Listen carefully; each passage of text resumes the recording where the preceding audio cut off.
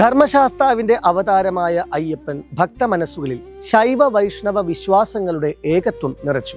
അയ്യപ്പനെ ആലോചിക്കുമ്പോൾ നമ്മുടെ മനസ്സിൽ നിറയുന്നത് ശബരിമല സന്നിധാനത്തെ ശക്തി ചൈതന്യമാണ്. നിത്യബ്രഹ്മചാരിയായി യോഗാസന സ്ഥിതനായി കാനന മധ്യത്തിൽ വിളങ്ങുന്ന ദിവ്യമൂർത്തിയെ കഠിന വ്രതത്തിന്റെ പിൻബലത്തോടെയേ ദർശിക്കുവാനാകും.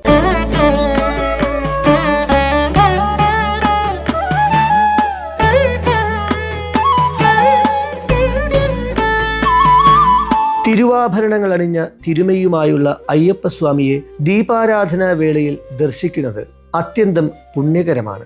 തിരുനടയാകെ ശരണം വിളിയുടെ കടലായിത്തീരുന്നു. ക്ഷേത്രത്തിലെ അസംഖ്യം മണികൾ ഒരുമിച്ച് മംഗളനാദം മുഴക്കുന്നു. കൂട്ടവെടികൾ ദിഗന്ധങ്ങളെ ഞെട്ടിപ്പിക്കുന്നു. ആ ശബ്ദപ്രപഞ്ചത്തിനു നടുവിൽ തിരുനട തുറക്കപ്പെടുന്നു. സർവാഭരണ വിഭൂഷിതനായ സ്വാമിയുടെ കണ്ണഞ്ചിപ്പിക്കുന്ന കനകകാന്തി കണ്ട് കൈകൂപ്പുന്ന ഭക്തകോടികൾ പരമാനന്ദ നിർവൃതിയിൽ നിർലീന ചിത്തരാകുന്നു. അനന്തമായ ആകാശത്തിലെ താരകോടികൾ പോലും താരക ബ്രഹ്മമായ ഭഗവാന് ദീപാരാധന കാട്ടി തൃപ്തിയടയുന്നു. ശബരിമല തീർത്ഥാടനത്തിലെ ഏറ്റവും നിർവൃതികരമായ മുഹൂർത്തമാണ് മകരസംക്രമ നാളിലെ സന്ധ്യാസമയത്തെ ദീപാരാധനാ വേള.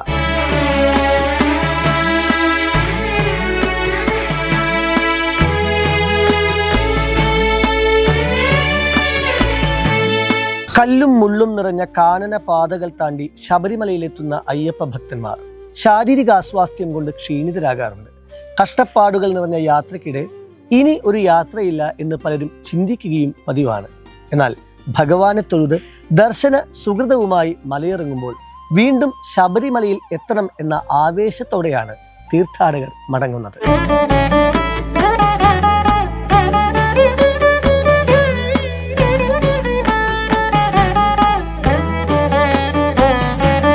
കേരളത്തിലെ കാനനക്ഷേത്രങ്ങളിൽ വെച്ച് പല പ്രകാരത്തിലും പ്രാമുഖ്യമർഹിക്കുന്ന ശബരിമല ശാസ്താക്ഷേത്രത്തിലേക്കുള്ള ഭക്തജന പ്രവാഹം വർഷം തോറും വർദ്ധിച്ചു വരികയാണ്. ശബരിമലയിലേക്കുള്ള പുണ്യയാത്ര പണ്ടത്തെ പോലെ ക്ലേശകരമല്ല എങ്കിലും കലിയുഗവരതനായ അയ്യപ്പനിൽ ജനകോടികൾക്കുണ്ടായ അചഞ്ചലമായ ഭക്തിക്ക് അല്പം പോലും കുറവുണ്ടായിട്ടില്ലെന്ന് മാത്രമല്ല, അനുദിനം അത് വളർന്നുകൊണ്ടേയിരിക്കുകയാണ്.